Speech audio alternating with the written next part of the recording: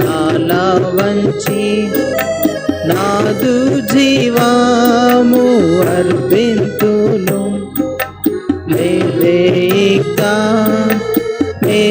మేలా అర్పింతును నన్నే నీకు అర్పింతును నన్నే నీకు దూరమైతి నీ ప్రేమ మరచి నేరేపితి నీ గాయముల్ దూరమైతి నీ ప్రేమ మరచి నేరేపితి నీ గాయముల్ దూరముగా నిక వెళ్ళ జాల కూర్చుండేదా నీ చెంతనే దూరముగా నిక వెళ్ళ జాల కూర్చుండేదా నీ చెంతనే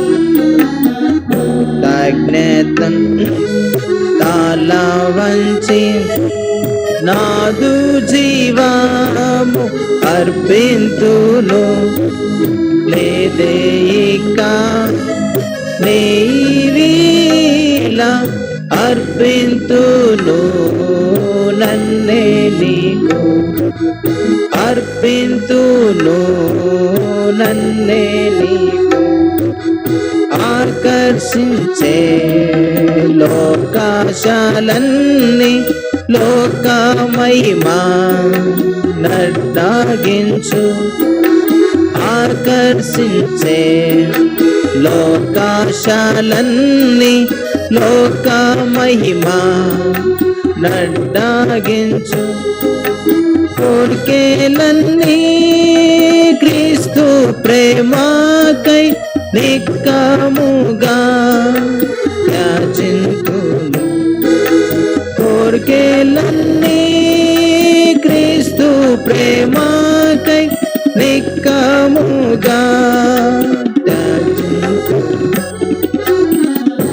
అజ్ఞతన్ తల వంచి నాదు జీవము అర్పింతును లేదేయిక నీవిలా అర్పింతును నన్నే నీకు అర్పింతును నన్నే నీకు తారములా నీ ప్రేమ నాకై వర్ణింపను అశక్యము తారములా నీ ప్రేమ నాకై వర్ణింపను వాశక్యము నిరంతరము సేవించినాను తీర్చలేను నీరు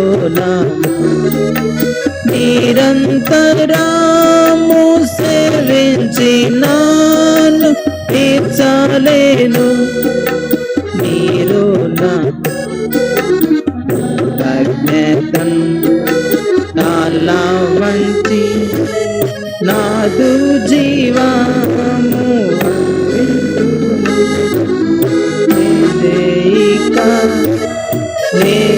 నీవిలా అర్పింతును నన్నే నీకు అర్పింతును నన్నే నీకు లోకముకై జీవించనింకా నీ కోరకై జీవింతును లోకముకై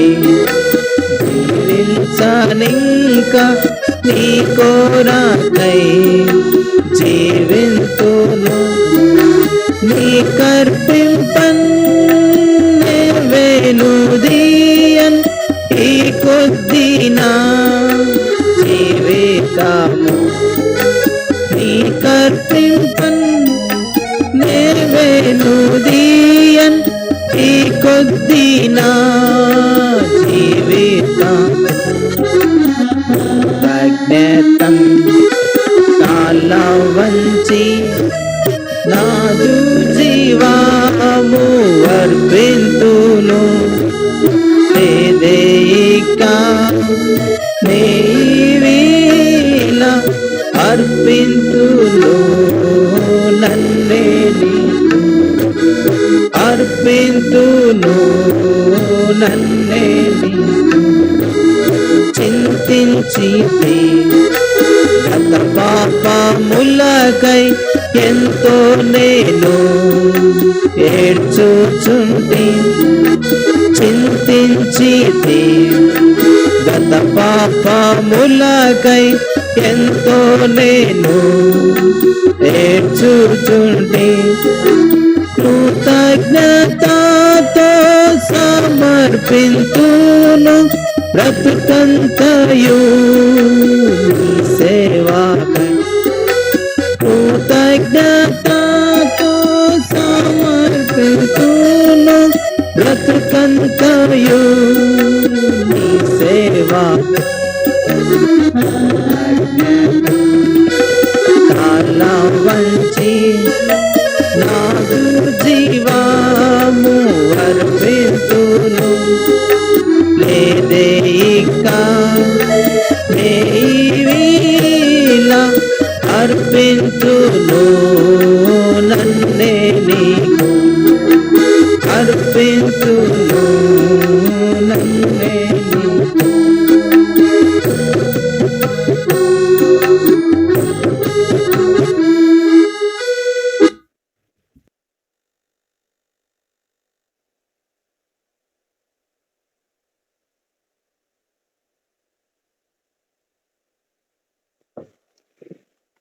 ప్రార్థన చేసుకుంటామండి. ప్రేమగల పరలోకపు తండ్రి, పరిశుద్ధుడైన దేవ, సర్వకృపానిధి, ఎన్నా నేడు నిరంతరం ఒకే రీతిగా ఉన్నవాడ, ఎన్నడూ మారని మార్పు చెందిన దేవ, యేసు ప్రభు ఘనమైన నామాన్ని బట్టి మీకు వందనాలు.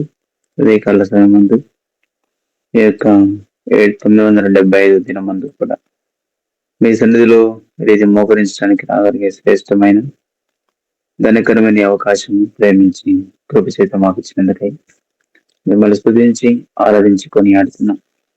దయగల మా తండ్రివి, కనికర సంపన్నుడు, కృప చూపుతున్న ఈశ్వరవంతుడు, కృపా సమృద్ధి గల దేవుడు, స్తోత్రం. ఇంతవరకు కరుణించి సహాయం చేసి నడిపిస్తున్న విధానంకై, అపక్షముగా మీరు చూపిస్తున్న అత్యధికమైన మహాకృపందరి కొరకై ఉదయం స్తుతించి ఆరాధించి కొనియాడుకుంటున్నాం.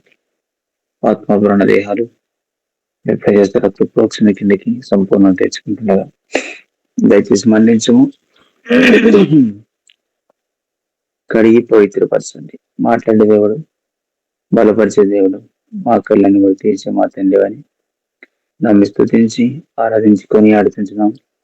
దేవ మీరే జ్ఞాపకం చేసుకోండి, మహిమార్తలు నడిపించమని ప్రార్థిస్తుంటున్నాం. ఇంతవరకు మీరు చూపిస్తున్న కృప కొరకు, చేస్తున్న సహాయం కొరకు, నడిపిస్తున్న విధానం అంతరికై మిమ్మల్ని పూజించి ఆరాధించి కనపరుస్తున్నాం. దేవ అంగీకరించు. రీతిగా వాక్యం జీవగలది, శక్తి గలది, ప్రభావం గలది, హృదయాంతరంగం సంధించి నూతన పరిచింది మీ యొక్క వాక్యం లేఖనం సత్యం కాసు కృపనివ్వండి. ప్రార్థనలోకి ఏవించినట్టుగా మా హృదయాన్ని సిద్ధపరుస్తున్నాం. హస్తగతం చేసుకుంటూ యేసు ప్రభువును ప్రార్థిస్తుంటున్నాము తండ్రి. ఆమేన్.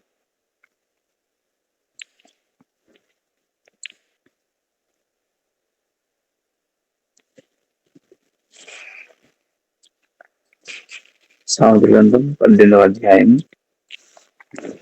సామెతలు 18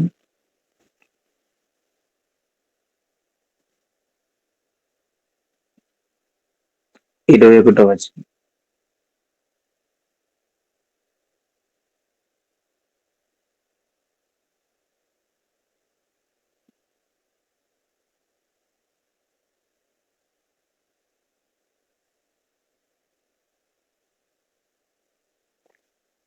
పద్దెనిమిది 21. జీవ మరణములు నాలుక వశము, దాని యందు ప్రీతిపడవారు దాని ఫలము తిందరు. మరొక పైన చదువుతున్నాం. జీవ మరణములు నాలుక వశము. దాని యందు ప్రీతి పడువారు దాని ఫలము తిందురు. శరీరమున్నటువంటి అవయవాల్లో బయటికి అనుభవించేటువంటి అవయవాలు నాలుగు ఒకటి. ఈ నాలుకకు దేవుడు పరిశుద్ధ గ్రంథంలో స్థానం ఇచ్చారు. దేవుని వాక్యం సెలవిస్తూ ఉంది, జీవ మరణములు నాలుక వశము అని రాయబడింది. అంటే మంచి చెడు లేక ఈ రెండు కూడా నాలుక స్వాధీనంలో ఉన్నాయి. సామెతలు 10:11, సామెత గ్రంథం 10వ అధ్యాయం 11వ వచనం. నీతిమంతుని నోరు జీవపు ఓట, భక్తిహీనుల నోరు బలత్కారము మరుగుపరచును. దేవుని వాక్యం చెప్తుందేమని, నీతిమంతుని నోరు జీవపు ఊట అని రాయబడింది. అది ఇంకొక నోరు ఉంది, అదేంటి, భక్తిహీనుల నోరు. 13-14 సామెత గ్రంథం 13వ అధ్యాయం 14వ వచనం. జ్ఞానుల ఉపదేశము జీవపు ఊట, అది మరణ పాశములో నుండి విడిపించును. జ్ఞానుల నోరు లేక జ్ఞానుల ఉపదేశము అని రాయబడింది. 15వ అధ్యాయం 4వ వచనం. సాత్వికమైన నాలుక జీవ వృక్షం, దానిలో కుడ్లతో ఉండేలా ఆత్మకు భంగము కలుగును. సాత్వికమైనటువంటి నాలుక అని రాయబడింది. మనం చదువుకున్నాం 10వ అధ్యాయంలో, నీతిమంతుని నోరు అని రాయబడింది, సాత్వికమైన నాలుక అని రాయబడుతూ ఉంది. కాబట్టి జీవ వృక్షంతో సమానము, నీతిమంతుని యొక్క నోరు జీవపు ఊటతో సమానము, సాత్వికమైన నాలుక జీవ వృక్షముతో సమానం కదా. అందుకని నాలుక చాలా ప్రాముఖ్యమైనది శరీరంలో. ఇంకొక మాట, మత్తయి సువార్త 12వ అధ్యాయం 37వ వచనం. మత్తయి సువార్త 12:37. మత్తయి సువార్త 12వ అధ్యాయం 37వ వచనం. నీ మాటలను బట్టి నీతిమంతుడు వారి తీర్పునందు, నీ మాటలను బట్టి అపరాధివని తీర్పు నందుదు. ఇక్కడ చదువుకున్నాం సామెతలు 18:21లో, జీవ మరణములు నాలుక వశము అని రాయబడింది. కాబట్టి ఇట్లా మంచి చెడు రెండు నాలుక వశంలో ఉన్నాయి. జీవ మరణములు నాలుక వశంలో ఉన్నాయి. తర్వాత నీతిమంతుడు అనీతిమంతుడు అని తీర్పు తీర్చబడ్డది నాలుక వశంలో ఉంది. నీతిమంతుని యొక్క నోరు జీవపు ఓట అని రాయబడింది. సాత్వికమైన నాలుక జీవ వృక్షముతో సమానమని దేవుని యొక్క వాక్యం సెలవిస్తూ ఉంది. కాబట్టి మంచి చెడు కలిగేది నాలుకతోనే, జీవ మరణంలో కలిగేది నాలుకతోనే. తదుపరి నీతిమంతుడు అనీతిమంతుడని తీర్పు తీర్చబడ్డది నాలుకతోనే. అందుకే కదా ఈ నాలుకను బట్టి దాని ఫలం ఏం చేస్తారు, తిందురు అని రాయబడింది. జీవ మరణములు నాలుక వశము, దాని యందు ప్రీతి పడవారు దాని ఫలము తిందురు. జీవం పైన ప్రీతి పడేవాళ్ళు జీవ సంబంధమైనటువంటి ఫలాన్ని తింటారు. మరణం పైన ప్రీతి పడేవాళ్ళు మరణ సంబంధమైన ఫలమును తింటారు అన్నవా. నీతిమంతులుగా జీవించడానికి ఇష్టపడే వాళ్ళు, నీతిని ప్రేమించేటువంటి వాళ్ళు, నీతిమంతుడిగా ఉండడానికి ఇష్టపడేవాళ్ళు, మంచిని ప్రేమించేవాళ్ళు, మంచి ఫలాన్ని అనుభవిస్తారు. చెడును ప్రేమించాలి ప్రీతి పడేవారు చెడ్డ ఫలాన్ని అనుభవిస్తారు. ఈ నాలుకతోనే మంచి చెడు రెండు కూడా ఏం చేస్తాం అనుభవించడానికి అవకాశం ఉంది. యాకోబు రాసిన పత్రిక అనుకుంటాను రాయబడిన మాట ఏంటంటే ఈ నాలుకతోనే దేవుణ్ణి స్తుతిస్తాం, ఇదే నాలుకతో మరొక సహోదరుని ఏం చేస్తాం మనం శపిస్తాం. శాపనార్థాలు పెట్టేది కూడా ఈ నాలుకే, ఈ నోటితోనే చేస్తాం కదా. కాబట్టి రెండు ఇందులోంచి రాతగుణ అంతటి వాక్యం. కాబట్టి దేవుని స్తుతించేది ఇదే నాలుక.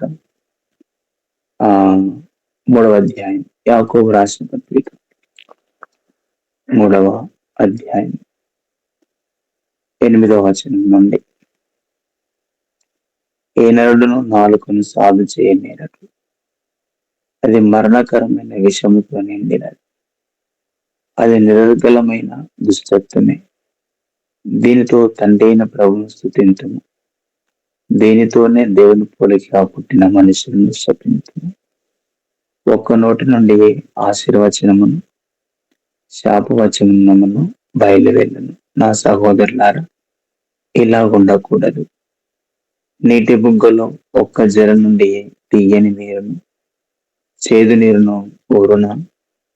నా సహోదరులారా, అంజూరపు చెట్టున ఒలీవ పండ్లైనను ద్రాక్ష తీగను అంజూరపు పండ్లైనను కాయన అటువలనే ఉప్పు నీళ్ళలో నుండి తీయ నీళ్ళను ఊరవు.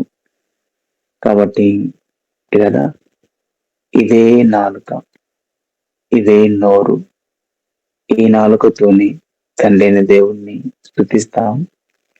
దేవుని పోలిక సృష్టించినటువంటి మనుషుల్ని ఏం చేస్తామని శపిస్తామని రాయబడింది. కాబట్టి ఈ నాలుక దీని గురించి ఇంకొద్దిగా రాయబడింది. సర్వ శరీరమునకు మాలిన్యం కలుగజేసేది కూడా ఈ నాలుక. 6వ వచనం 5 నుంచి చదువుకుంటున్నాం.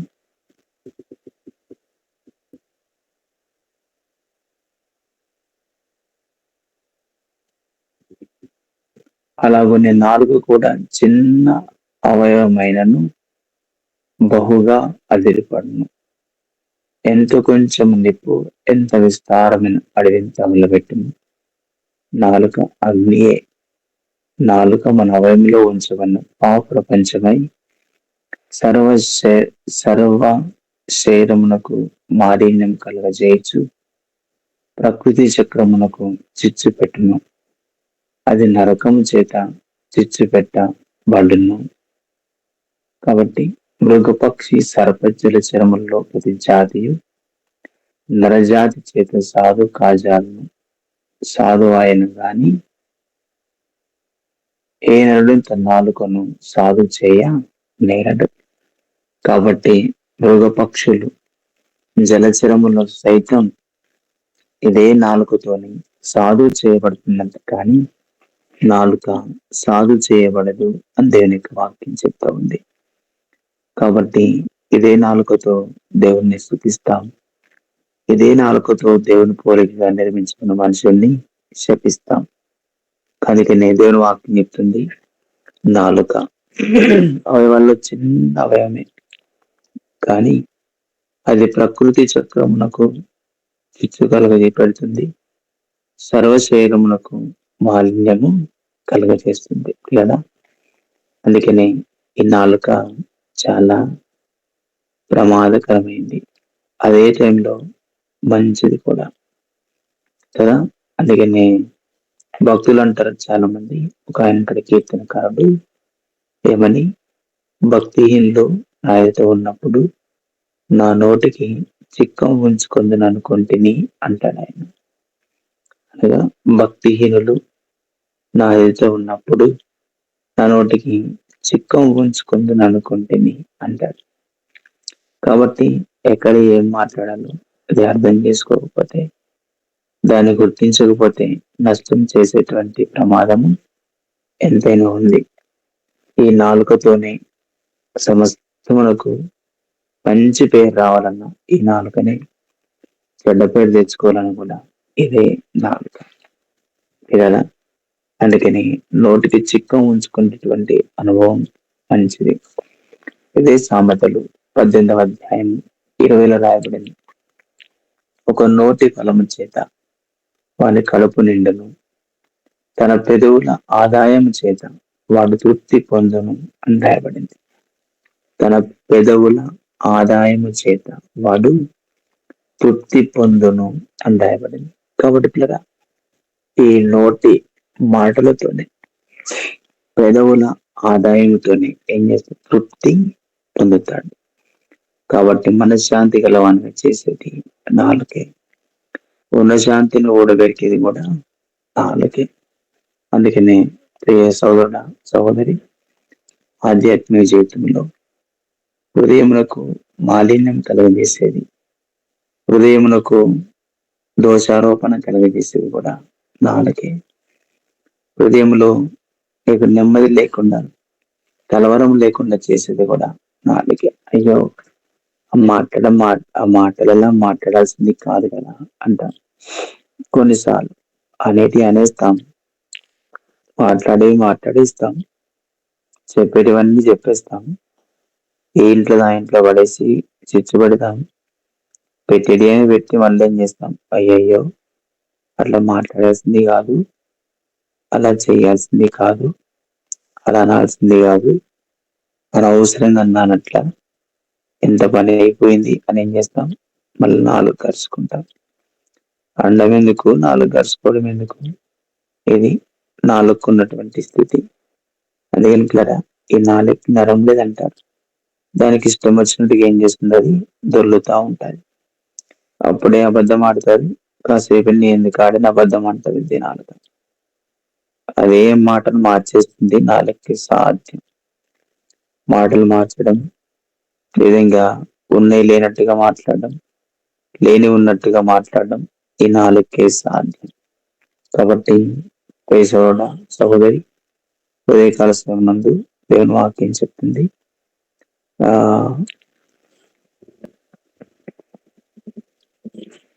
జీవ మరణాలు, మంచి చెడులు, నీతి అనే దుర్నీతులు.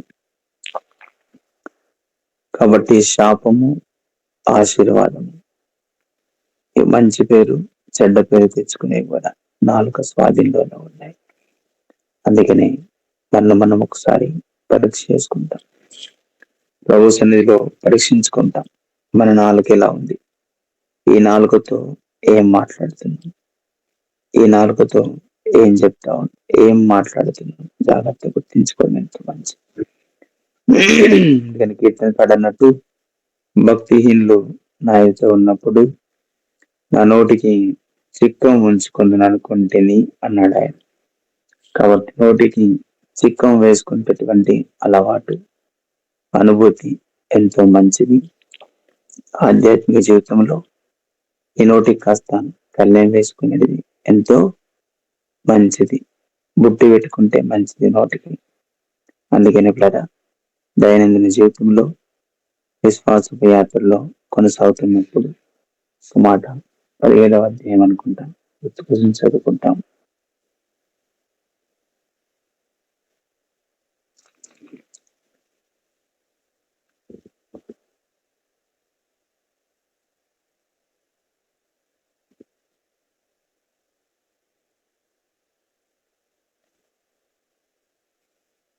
కాబట్టి నాలుక ఇది చాలా అపార్థం పుట్టించేది కూడా నాలుకే.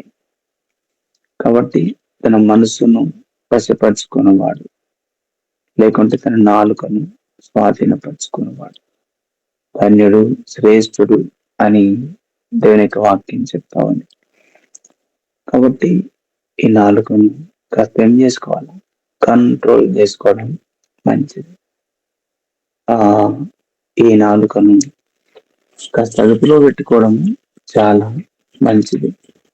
లేకపోతే సర్వ శరీరానికి మాలిన్యం కలుగజేసుకునేవాడు చేసుకునే అవకాశం ఉంటుంది. 17:28 ఒకడు మూఢుడైనను మౌనముగా నుండి నీడల జ్ఞాని అని ఎంచబడును. అట్టివాడు పెదవులు మోసుకొనగా వాడు వివేకి అని ఎంచబడును. మూడే కావచ్చు. కానీ దేవుని వాక్యం ఏమంటది? మౌనంగా నున్న ఎడల ఆ వాడు అట్టివాడు పెదవులు మోసుకొని వివేకి అనబడతాడంట. 27వ వచనం, 27, 17, 27. మితముగా మాట్లాడువాడు తెలివి గలవాడు, శాంత గుణము గలవాడు, వివేకము గలవాడు. మితముగా మాట్లాడేవాడు, తక్కువగా మాట్లాడేవాడు తెలివి గలవాడంట. కొంతమంది ఏం చేస్తారు? నాన్ స్టాప్ ఇంకా కదా వాగుతూనే ఉంటారు. ఇక వచ్చింది పచ్చిది, పనికి వచ్చింది పనికి రాంది, అవసరమైంది అవసరం లేనిది, ఇవన్నీ ముంగటేసుకొని వాగుతా ఉంటారు. కాబట్టి అది వాళ్ళకి అలవాటు, వాళ్ళకి అలవాటు అనుకుంటారు కదా. అందుకే నేను మాడకపోతే ఏంటి నీకు మాటలు రావా, ఇంత మౌనంగా ఉన్నారు ఏంటి, బోరింగ్ అంటారు కొంతమంది. మాట్లాడకపోతే బోరింగ్ అంటారు. అందుకనే వాళ్ళు మాట్లాడుతా కూర్చుంటారు. దానికి పొద్దుపోతే వాళ్ళు కదా. అందుకని కదా అది మంచిది కాదు. ఒక మూడైనా సరే మౌనంగా ఉంటే వివేకి అని ఎంచబడతారంట. కాబట్టి మితముగా మాట్లాడేవాడు తెలివి గలవాడంట, శాంత గుణము గలవాడు, వివేకము గలవాడు అని రాయబడింది. కాబట్టి ఆధ్యాత్మికంగా దైనందిన జీవితంలో మన మాటలు 4 నుండి వచ్చే మాటలు విశ్వసిస్తున్నాయి. ఇంకొంతమంది మాటలుంటాయి. 18, 8. కొండగాని మాటలు రుచిగల భోజ్యములు, అవి లోకడుపులోనికి దిగిపోను. కొండెములు లేనివి కల్పించి చెప్పడం కదా. 6వ వచనం, బుద్ధిహీనుని పెదవులు కలహమునకు సిద్ధముగా ఉన్నవి, దెబ్బలు కావాలని వాడి కేకలు వేయించాను. ఈ బలగొట్టుకునేది కూడా నాలుగు అన్నిటికీ కదా. నోటి మాటలను బట్టి ఏమవుతారు? ఈ పిచ్చుకుపోతారు. కాబట్టి దెబ్బలు కావాలని వాడు ఏం చేస్తాడంటే వాడు దేని వాక్యం నేను కాదు, వాడు కేకలు వేస్తాడు. వాడు కేకలు వేసేందుకంటే దెబ్బలు కావాలని. కాబట్టి కదా ఈ నాలుక చాలా డేంజర్. ఈ నాలుక చాలా మంచిది కూడా. ఈ నాలుకతో మంచి చెడు, జీవం మరణం, పాప శాపం, ఆశీర్వాదం శాపం, ఇవన్నీ కూడా నాలుక వశంలోనే ఉన్నాయి. అందుకని మితముగా మాట్లాడడం అవసరం, మౌనంగా ఉండడం మరీ మంచిది. తక్కువగా మాట్లాడేవాడు తెలివిగా వాడు దేవుని వాక్యం చెప్తుంది. కొలసి పత్రిక రాయబడింది మరి ఏ మాటలు ఉప్పు వేసినట్టు కృపా సహితంగా ఉండాలి, రుచిగా ఉండాలి. సామెతలు ఆ ప్రసంగిలు అంటే మాటలు కొద్దిగా ఉండాలంట, మాటలు రుచిగా ఉండాలంట. కాబట్టి పిల్లల ఈ నోటి మాటలు రుచిగా ఉండేది, కొద్దిగా ఉండేది, మితముగా మాట్లాడేది, ఇవి అలవర్చుకోవడం మంచిది కదా. కొంతమంది జీవితాల్లో అలాంటిది ఉండదు వారికి.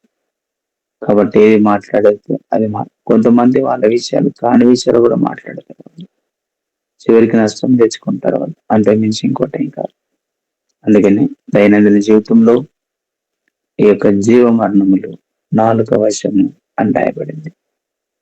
జీవ మరణములు నాలుక వశము. కాబట్టి దాని యందు ప్రీతి పడవారు దాని ఫలము అనుభవించరు అని రాయబడింది. దాని ఫలము తిందురు దేవుని యొక్క వాక్యం చెప్తుంది. ఆధ్యాత్మిక జీవితంలో మనం ఎలా ఉన్నాం, మన నోటి మాటలు ఎలా ఉన్నాయి, ఎలాంటి మాటలు మాట్లాడుతూ ఉన్నాం. కాబట్టి ఒక్కసారి గుర్తిస్తాం. మన నోటిని అదుపులో పెట్టుకోవడం అది చాలా అవసరం. కాబట్టి మనం ఒక్కసారి పరీక్షించుకొని ప్రభు సన్నిధిలో ప్రార్థనలో ముందుకు కొనసాగుతాం.